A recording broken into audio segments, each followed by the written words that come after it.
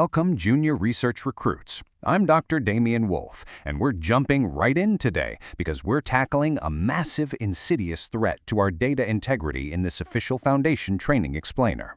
Now, as researchers, you're going to be interacting with some of the most dangerous anomalies known to humanity. But the threat we're profiling today doesn't have teeth or claws. It lives entirely within our own database. Now, I know exactly what you're thinking when you see that string of gibberish. You're probably thinking it looks like a chaotic joke, a typo, right? Maybe someone fell asleep on their keyboard. But I assure you, this is the exact terrifying signature of the anomaly we are profiling today. If you see this on your terminal, you aren't looking at a glitch. You're looking at an active containment breach. Here's our agenda for today. We'll cover the stakes of data integrity, profile the metadata threat SCP-732, learn how to spot corrupted database files, review the Omega-7 mission failure, establish our verification and recovery protocols, and finally, talk about securing our digital foundation. Mastering these 6 modules is quite literally the only thing standing between you and a catastrophic operational failure. Let's get started. Section 1. Welcome, junior research recruits, the stakes of data integrity. So, as newly assigned recruits, you might think the field agents have the hardest jobs out there. But your primary responsibility, ensuring our containment database is absolutely flawless, well, that's the backbone of every single mission we execute. You know, in my 15 years managing data through some pretty wild, reality-bending events, I've had to apply every single ounce of my background in psychology and metaphysics just to keep our servers sane. And I've learned one absolute truth. A single corrupted record can cost lives. When the Foundation relies on your data to lock down a world-ending threat, that data absolutely cannot be compromised, period. Moving right along to Section 2. Profiling metadata threat SCP-732, the fanfiction anomaly. This is an uncontained force that specifically targets our vital digital infrastructure. So, what is this thing? Well, SCP-732 acts like a digital pathogen. It's a force, or maybe even a sapient entity, that actively hunts down official clinical Foundation records. When it infects them, it rewrites our sterile, carefully calculated documentation into what can only really be described as delusional, grammar-destroying fanfiction. It completely strips away our clinical tone and replaces it with sheer, unadulterated nonsense. You really need to memorize these symptoms. SCP-732 alters records to aggrandize the subject of the file.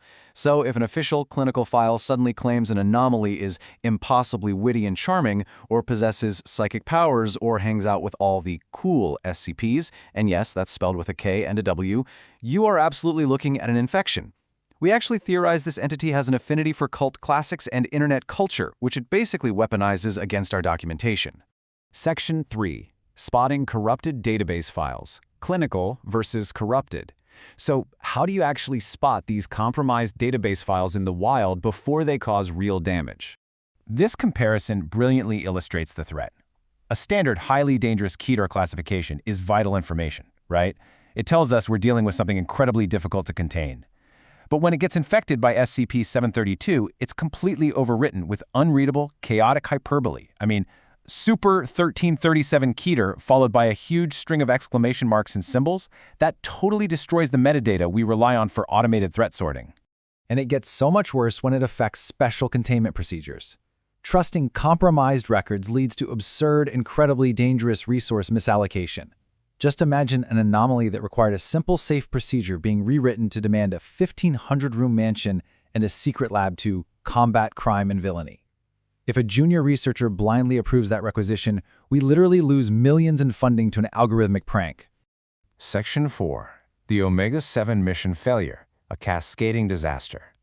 This is our primary case study on exactly what happens when we fail to catch SCP-732 in time. This timeline maps out exactly how corrupted data escalated into a massive tactical catastrophe. A simple containment file was breached by SCP-732. Because the data wasn't verified, Mobile Task Force Omega-7, literally one of our most lethal task forces, was deployed based on this corrupted file to contain an elfin death god. Let me be crystal clear here. This death god was completely fabricated by SCP-732.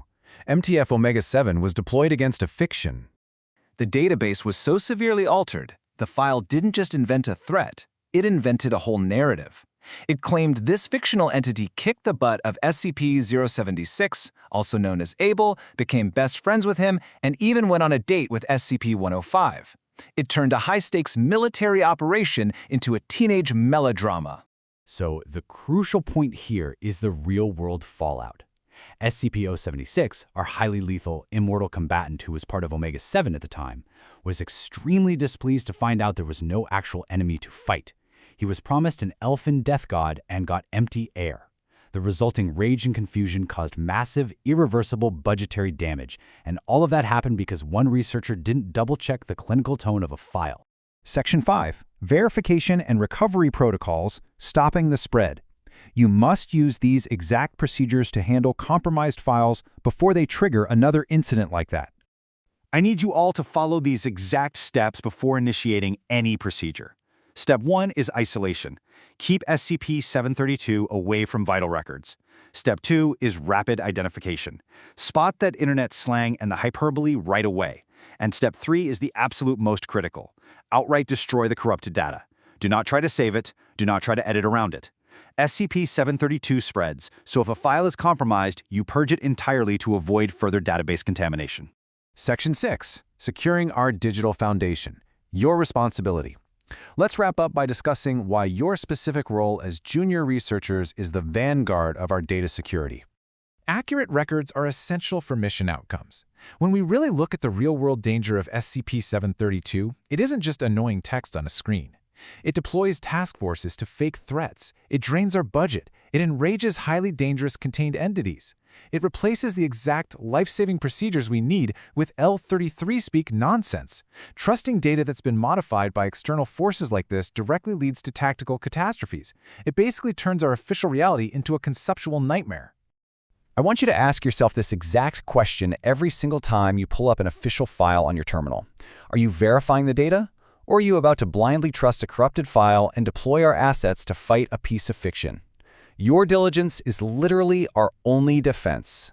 And just to prove how unbelievably persistent this threat is, look at this quote. Even an official addendum advising us to find better countermeasures was infected at the very end of the sentence. A total jumble of letters and symbols just slipped right into an official signature. That is how insidious, how deeply embedded this anomaly truly is in our network. Think about that as you return to your terminals today, recruits. We secure, we contain, we protect. And we do it all based on the data that you maintain. But if our survival relies entirely on clinical documentation, what happens when the very words we type become the anomalies trying to destroy us? Keep that in mind. Stay incredibly sharp out there, check your files, and class dismissed.